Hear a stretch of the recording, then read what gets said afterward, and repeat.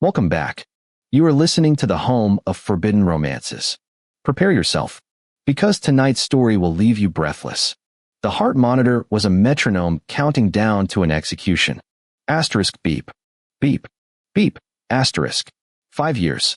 It had been 5 years since Julian had looked into eyes that were the color of a stormy sea, and now, staring at the translucent skin of his 4-year-old son, he knew his pride was a luxury he could no longer afford. The rain lashed against the hospital window of the public ward, a relentless gray sheet that mirrored the desolation inside Julian's chest. He pulled his threadbare coat tighter around his shivering frame, the scent of antiseptic choking him, failing to mask the underlying scent of distress, of a dying Omega child. "Daddy." The voice was a whisper, dry like autumn leaves. Julian choked back a sob, smoothing the damp hair from Leo's forehead. "I'm here, baby. I'm right here." "It hurts," Leo whimpered, his small hand clutching Julian's finger. The bond between them, usually a warm hum, was erratic, flickering like a dying candle. "I know," Julian whispered, the decision crystallizing in his chest like a shard of ice. He stood up, his legs trembling not from cold, but from terror. He walked to the cracked mirror in the corner of the room. The face staring back was gaunt, the once vibrant hazel eyes dulled by exhaustion, his collarbones sharp enough to cut.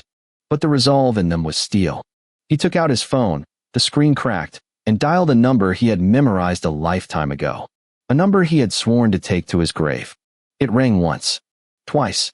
D'Amico Industries, office of the CEO, a crisp, mechanical voice answered.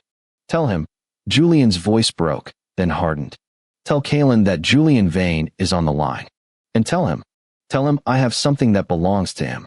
The D'Amico Tower pierced the Seoul skyline like a black obsidian needle, a monument to unyielding power and infinite wealth. It was a fortress of glass and steel where Kalen D'Amico ruled, a prime alpha whose ruthlessness was whispered about in boardrooms from New York to Shanghai.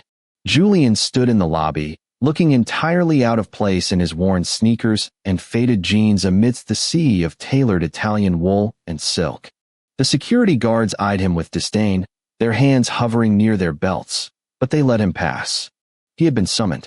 The elevator ride to the top floor felt like an ascent to the gallows. When the doors slid open, the air pressure changed. It was heavy, saturated with the scent of him. Burnt cedar, ozone, and the metallic tang of impending rain. It was a pheromone signature that made Julian's knees weak and his inner Omega keen in a treacherous mix of fear and longing. The office was vast, a cavern of dark wood and floor-to-ceiling windows. At the far end, behind a desk that cost more than Julian's entire life earnings, sat Kalen. He hadn't aged. If anything, time had carved him into something sharper, more lethal. His black hair was swept back, revealing the severe lines of his face, the predator's jaw, and those eyes, cold, blue, and utterly devoid of the warmth Julian once knew. Kalen didn't look up from his tablet. "You're 5 minutes early. I detest desperation. And I detest you." Julian shot back, the adrenaline of the confrontation momentarily overriding his fear. "But we don't always get what we want." Kalen finally looked up. The impact was physical. His gaze raked over Julian, analyzing, dissecting, and dismissing him in a single sweep. "You look terrible, Julian.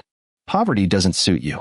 I assumed the $2 million would have lasted longer than 5 years. Or did you gamble it away like your father?" Julian froze.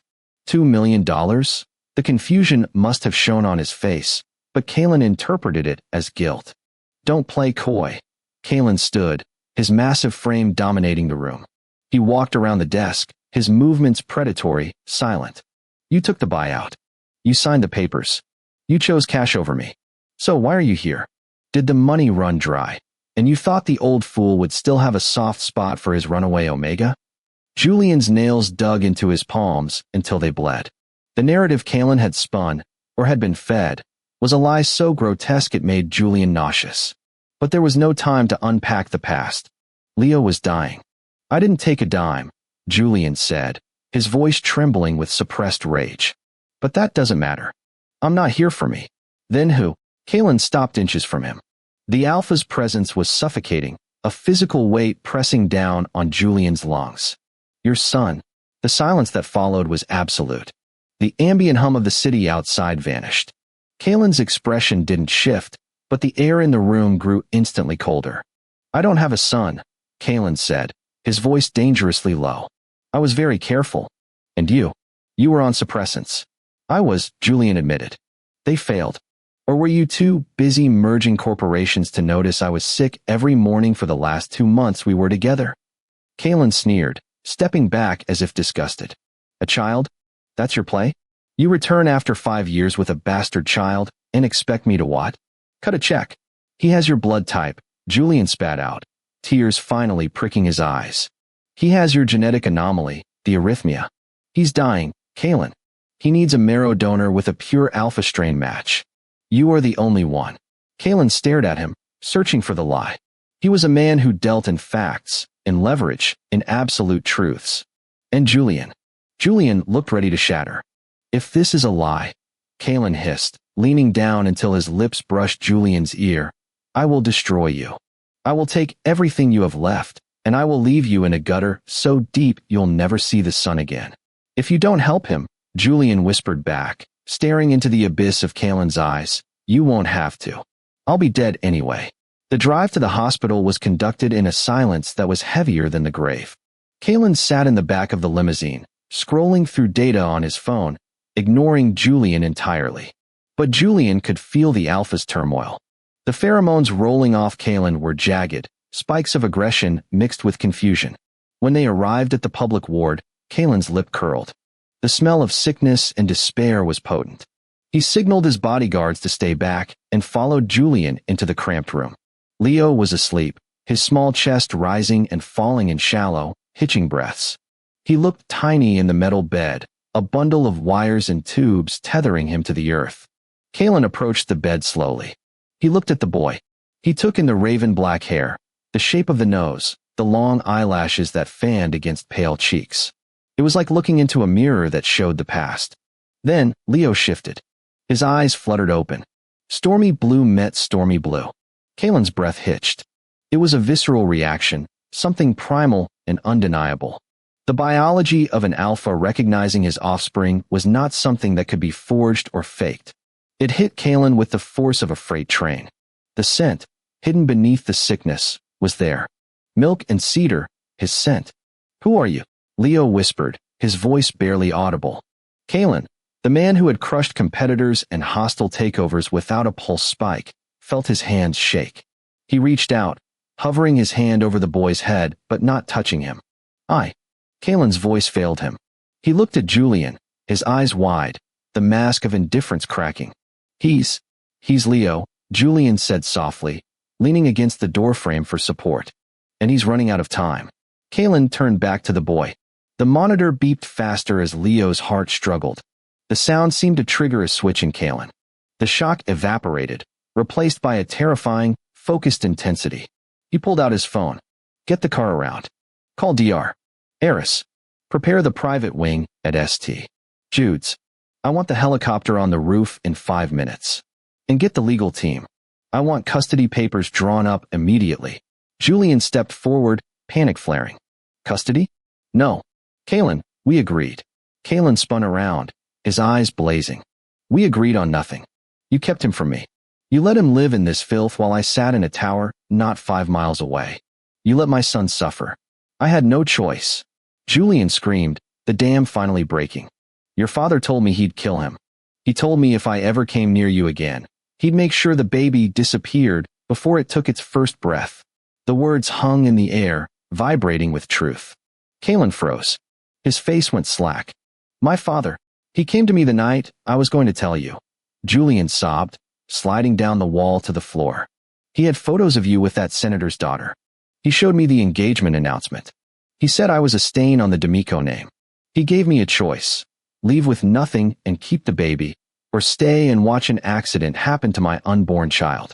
Kalen stood like a statue. His father, the man who had retired to the Italian Riviera, the man who had told Kalen, with a sympathetic pat on the shoulder, that Julian had taken a $2 million payoff to leave the clingy alpha behind. Asterisk, he took the money, son. Omega's like that. They never love the man. They love the wallet. Asterisk. Kalen had built his empire on that rage. He had frozen his heart because he believed the only person he ever loved had sold him out. He lied, Kalen whispered. It wasn't a question. Looking at Julian, broken, poor, terrifyingly protective, the truth was blinding. He lied to me. The transfer to the private wing was a blur of efficiency. Leo was stabilized, moved into a suite that looked more like a hotel than a hospital, and prepped for the procedure. Kalen was a match. Of course he was. The transplant was grueling. Julian sat in the waiting room, staring at the clock, for 6 hours. Every minute was a torture. When the doors finally opened, Kalen walked out. He was in a hospital gown, a bandage on his hip, looking human for the first time in years. He looked exhausted. Julian stood up. Leo, he's stable, Kalen said, his voice raspy. The doctor said the graft took immediately. His vitals are strong. He's going to be okay. Julian let out a sound that was half laugh, half sob, and covered his face with his hands. Thank God. Thank God. He felt a presence in front of him. Kalen was standing there, unsure, stripping away the layers of arrogance. Julian. Julian dropped his hands. He looked at the man who had saved his son, the man who had also been his tormentor for the last 5 years, albeit unknowingly. I didn't know, Kalen said. It was an admission of failure, something a prime alpha never did. I should have looked for you. I should have torn the world apart to find you, regardless of what my father said. I let my pride blind me. You hurt me, Kalen, Julian said, his voice quiet. You believed I could be bought. I know. Kalen reached out, his fingers brushing Julian's cheek. The touch sent a jolt of electricity through them both, the dormant bond flaring to life, hungry and demanding. And I will spend the rest of my life groveling for your forgiveness. But right now, our son needs us. Our son, Julian tested the words. They felt heavy but right.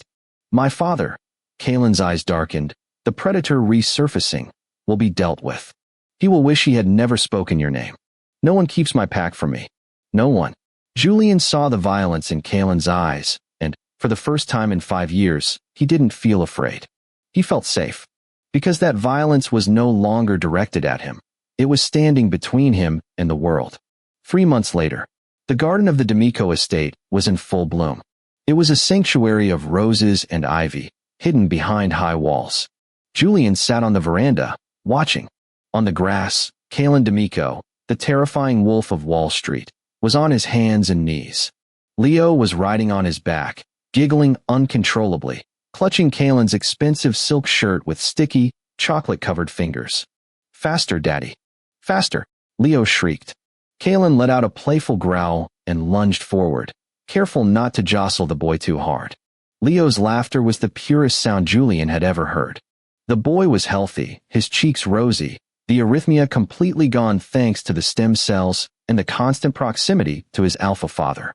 Kalen collapsed onto the grass, rolling over to pull Leo into a bear hug, tickling him until the boy gasped for air. Kalen looked up, catching Julian's eye.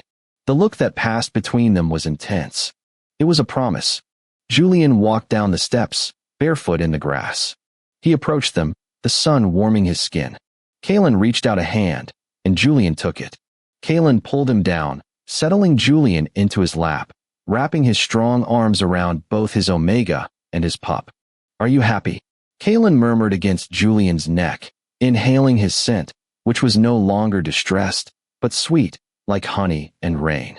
I'm tired, Julian smiled, leaning back into the solid warmth of the alpha's chest. But, yes. Kalen kissed the bond mark on Julian's neck, a mark he had refreshed only last night, claiming him properly, eternally. I'm never letting you go again. You know that, right? If you try to run, I will chase you. If you hide, I will find you.